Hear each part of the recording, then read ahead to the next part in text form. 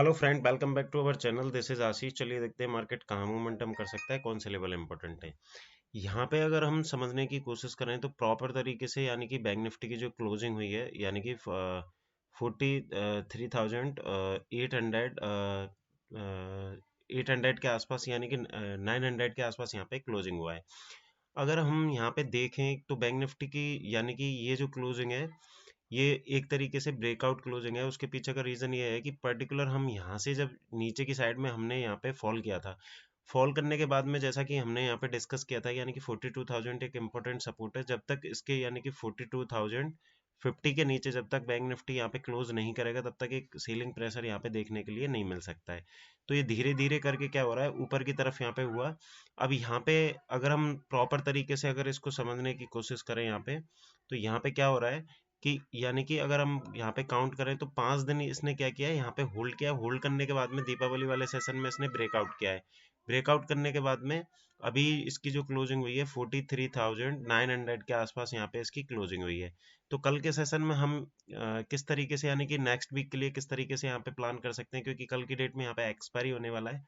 तो यहाँ पे ये वाला जो रेंज है ये एक तरीके से रेजिस्टेंस का काम कर सकता है। तो अगर आपको यहाँ पे बाय करना है तो 44,050 ये लेवल सबसे इम्पोर्टेंट है, क्योंकि इसके पीछे का मैं आपको रीजन बताऊं कि यहाँ से क्या हुआ था, दीपावली वाले दिन भी यहाँ पे सेलिंग प्रेशर जनरेट हुआ और यहाँ पे भी। लेकिन यहाँ पे क्या हो रहा है कि नीचे से लगातार क्या हो रहा है, बायर्स एक्टिवेट हो रहे हैं। तो हमारे लिए सबसे इम्पोर्टेंट रेंज ये हो चुकी है यानी कि 43,600। अगर 600 के नीचे अगर ये बैंक निफ्टी नीचे की साइड में आता है तो आपको 200 से 300 पॉइंट का यहाँ पे एक मोमेंटम यहाँ पे मिल सकता है, जो कि यानी कि 43,200 तक इसको लेके आ सकता है। लेकिन डेली के चार्ट पे हमको अगर देखें प्रॉपर तरीके से तो आपको बेस्ट मोमेंटम तभी मिलेगा जब ये 44,050 के ऊपर यहाँ पे क्लोजिंग कर देता है ऊपर की साइड में। तो ही हम एक अच्छी क्वांटिटी में यहाँ पे बाय कर सकते हैं। ऊपर के जो टारगेट यहाँ पे आपके निकल के आएंगे डेली के चार्ट के हिसाब से, तो वो आएंगे आपके 44,700 के आसपास का लेवल यहाँ पे निकल के आएगा। तो इस लेवल पे हमको प्रॉपर ध्यान में रखना है कि किस तरीके से हमको यहाँ पे हमने प्लान किया है। नेक्स्ट अगर हम देखें तो यहाँ पे मैं अगर वीकली के चार्ट पे यहाँ पे प्रॉपर तरीके से आपको समझाऊं तो आपको यहाँ पे समझ में आएगा कि हमने क्या किया था कि इस वाली रेंज में हम यहाँ पे कंटिन्यू में फॉल करते आ रहे थे। फॉल करने के बाद में यहाँ पे इसी वाली जगह का हमने यहाँ पे सपोर्ट लिया। सपोर्ट लेने के बाद में क्या हो रहा है कि बैंक निफ्टी यहाँ पे ऊपर की तरफ ये यहाँ पे निकल चुका है। तो हमारे लिए सबसे ब्रेकआउट का जो एरिया मैंने आपको बताया कि ये वाली जो कैंडल है इसका जो हाई है वो आपका 44,050 के आसपास का है। ये जब तक इसको ऊपर की तरफ कंटिन्यू नहीं करेगा तब तक आपको एक बेस्ट मोमेंटम नहीं मिल सकता। दूसरा यहाँ से आपको एक ट्रेंड लाइन भी यहाँ पे दिखाई दे रही होगी जो कि वीकली चार्ट पे यहाँ पे बनी हुई है। तो यानी कि 44,050 ये लेवल सबसे आपको इम्पोर्टेंट होने वाला है। सीलिंग प्रेशर आपका तभी जनरेट होगा जब ये 43,500 के नीचे यहाँ पे क्लोजिंग कंटिन्यू करता है। तो नीचे की साइड का एक मोमेंटम मिल सकता है यानी कि 500 से 700 पॉइंट का मूवमेंट आपको यहाँ पे देखने के लिए मिल सकता है।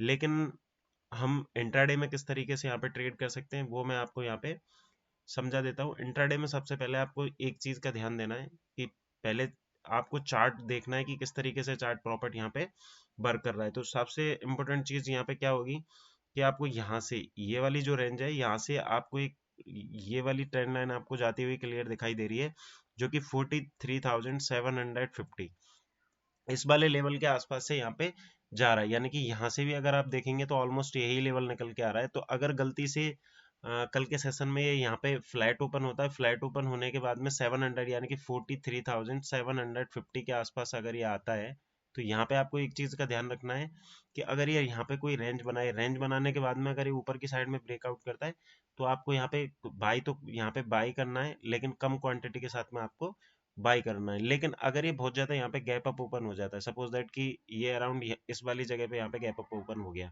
क्योंकि यहाँ पे आप देखोगे दीपावली वाले दिन ये ओपन हुआ तो धीरे धीरे करके नीचे आया। फिर उसके बाद में जो स्विंग लो था उसके नीचे ही यहाँ ओपन हुआ। ओपन होने के बाद में इसने एक फॉल किया, फॉल करने के बाद में इसने वी शेप में यहाँ पे रिकवरी दी, वापस से यहाँ पे फॉल आया।